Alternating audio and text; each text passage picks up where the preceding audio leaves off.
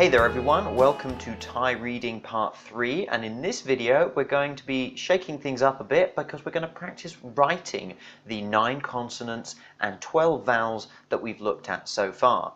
So when writing these letters, the key point is if there's a circle, you start there and then you write that circle pointing outwards or inwards, which you'll get the feel for as we look at practicing these letters.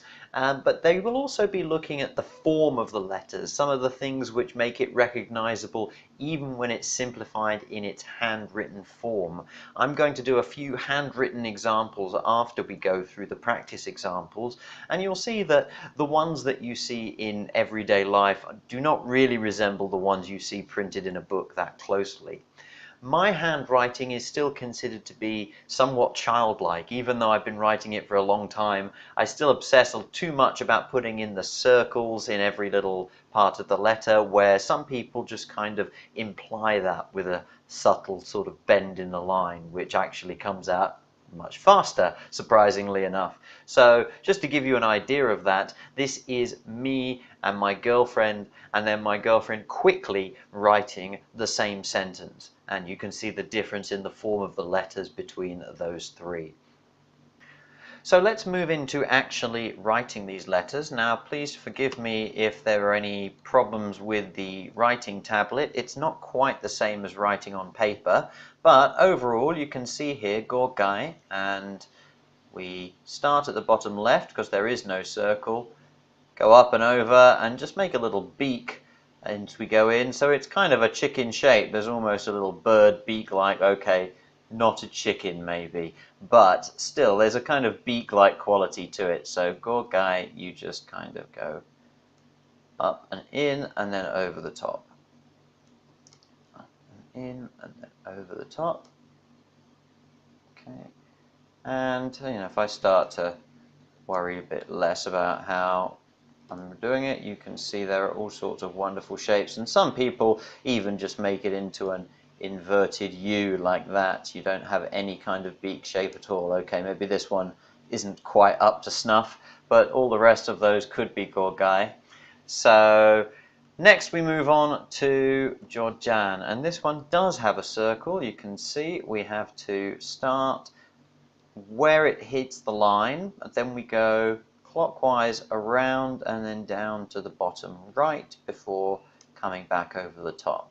And it's all kind of like a J, a little bit upside down, but we start with the circle clockwise, then down to the bottom, and you can see that the way we've drawn it means the circle is pointing out of the letter, away from the rest of the letter. Okay, so that is what I meant when the circle is pointing either out or in. And some people, when they're writing quickly, they don't put the circle in at all, they'll just do that. So to an English speaker that almost looks like a backwards F, I suppose, but there we go. But I, like I say, still put my circles in, so I usually end up doing something like that. Okay, so in the next letter, which is Dordek, we can see that the circle, although we still do it in a clockwise direction, we go to the bottom left this time, and that means that the circle ends up pointing upwards and into the letter. Okay, so as opposed to the previous letter, Georgian, where it's pointing down and away from the rest of the letter, here it's pointing upwards and into the letter. And there is another very similar low-class consonant where the only difference is that this circle is pointing down. So watch out for that.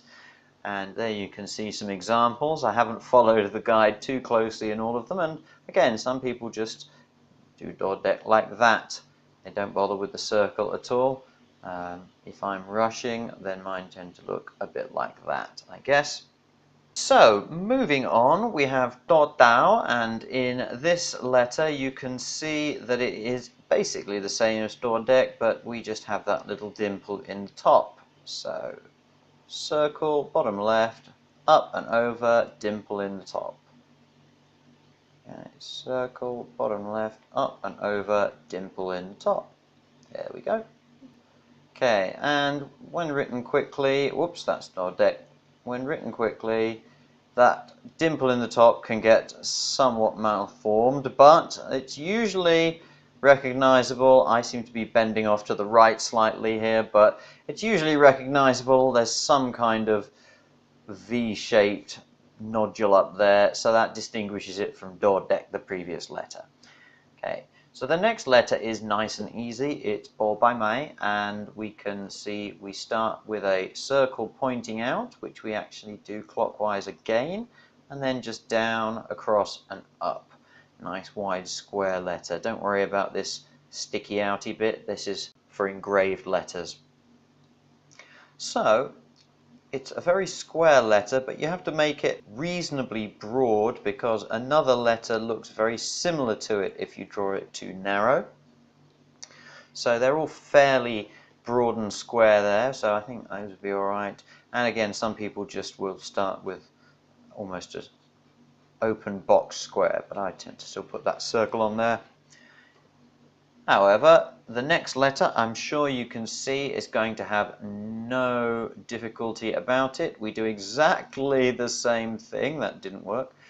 Okay, exactly the same, but we go a little bit higher on the side. So, circle, down, across, and way up. Okay, so that is fairly easy to recognize, even if you don't have the circle. So there you go, opla. Okay, and next we come to orang, which is the most common letter, you might say, in the Thai language. We start off with an anti-clockwise circle, and then go down, across, up, and then over. So it kind of has the circle tucked in, and then you spiral around it. So anti-clockwise, down, across, up, and over. So you end up with this very kind of spirally letter, and that is generally how most people write it in there. And again, some people not even bothering to put a circle on it. Okay, so orang then. Just the two rare consonants to go, and you'll notice here if we start with the circle, we're going anti-clockwise again and then up into a kind of gorgai shape there, and then down, up, and into a loop. And the way it starts, you can see that this circle is pointing outwards away from the letter. Then we go up into that beak shape that we know from gorgai, and then down, up, and around into a loop. So if I go up, down, and around into the loop, and you can see that as I go a little bit quicker, I don't seem to worry too much about making this zigzag clear as long as it goes clearly into the loop. And the reason for that is because you can really tell exactly which letter you're looking at here. The only other one it might be is this letter, which is do patak. And so if we do this letter, we can see it's exactly the same, but before we go into the loop, we do an extra little up down and then go up into the loop. So it's that little extra zigzag which is the only difference between these two very distinctive letters. So if I'm doing these ones, you can see that the only thing I really need to know is there that bump, which you can clearly see in all of these examples. And otherwise, the rest of the letter, actually these four don't look too bad at all, to be honest, but it could be that the rest of the letter is quite a bit of a mess.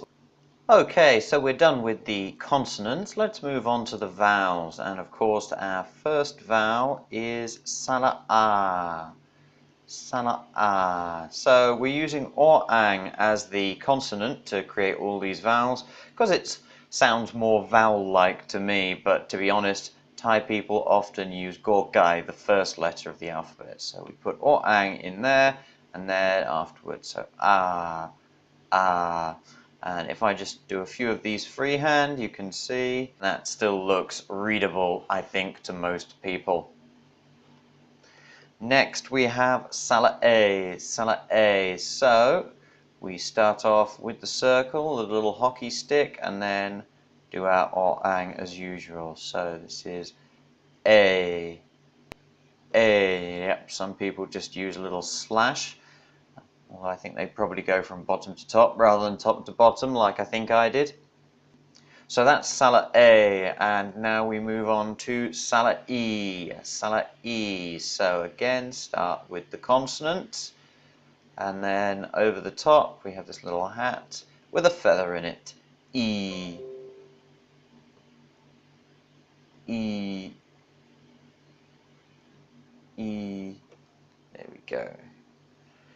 And let's just quickly do a few of those freehand as well. I hope it doesn't get too boring. So there we go. E, E. And some people just do a little kind of curved line with a feather on it. So that's Sala E. And next up we have Sala U, which is the same thing. We just take consonant and then underneath we write this little box shape. Oo.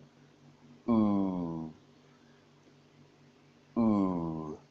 I wish I'd picked a different consonant for some of them now because it's starting to sound silly in my head. But whatever I was saying would probably sound silly when you're pronouncing noises with no context. Okay, ooh, ooh, ooh. There we go. So that's Sala ooh, and next up we have Sala air, which is fairly obvious. I think it's just two little hockey sticks and then the consonant air, air, air. Okay, so Sala air and then Sala o, which is hockey stick, but go up and over and hook forward, or at least what I think of as hook forward. So that's o, o. And you can see I put a little extra flick on the end, which you see in many fonts. And that's just the way I think I saw it most often written down, so that's how I started to write it. And sometimes it gets a little out of control. It's a little bit of a flourish, isn't it? There we go. O. So Sala O there. And next we have the other two higher letters, and that's Sala I, my, Malai here. That's just a high hockey stick and then a little zigzag off to the left. I. I.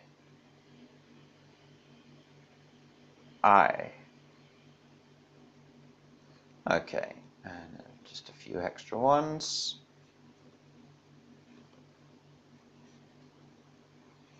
So that's Sala I, my, Malai, and then we have Sala I, my, Muan, which is the one which has a circle at the top of its hockey stick.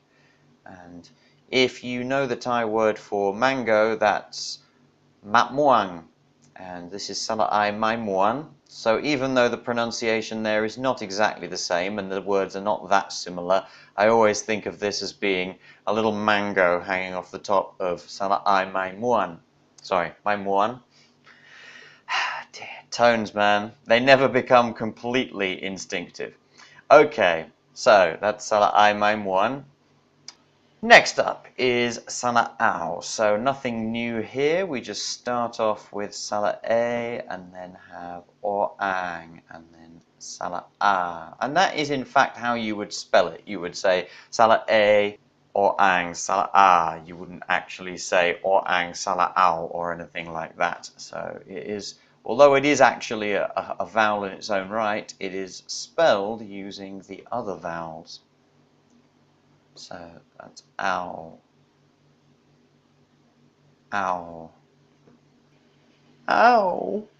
Okay, expressions of pain aside, move on to Sala or, Sala or. So this one again is nothing new, we're just doing two or angs. One to be the consonant and one to be the vowel there. So this is or. Or. One for luck.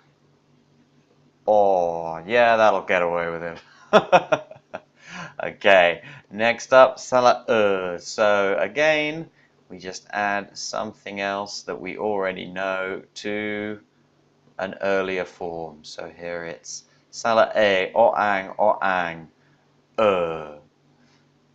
so, sala a, o ang,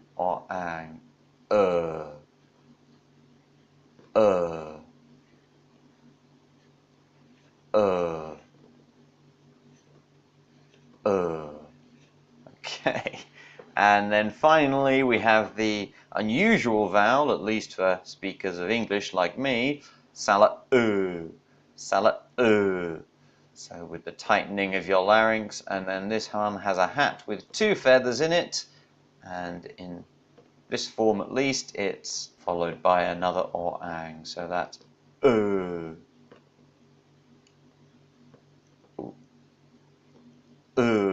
mean, it probably doesn't matter if you write the second or-ang first, like this, and then put that on, as long as you don't forget it. So,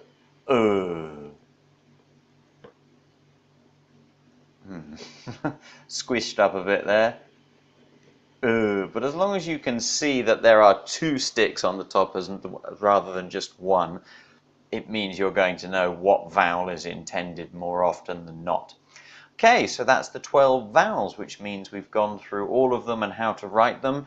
And if you just switch out or-ang for any of the mid-class consonants that we already looked at, you'll have a syllable in the Thai language that you can read. And as we said at the moment, those are all mid-tone syllables, which means you'll pronounce them in a neutral voice. You won't change your normal speaking voice at all. So in the next video, we're going to change that. We're going to bring in the tones and the tone marks, and we're going to start pronouncing the 5 different tones in Thai. Bye for now.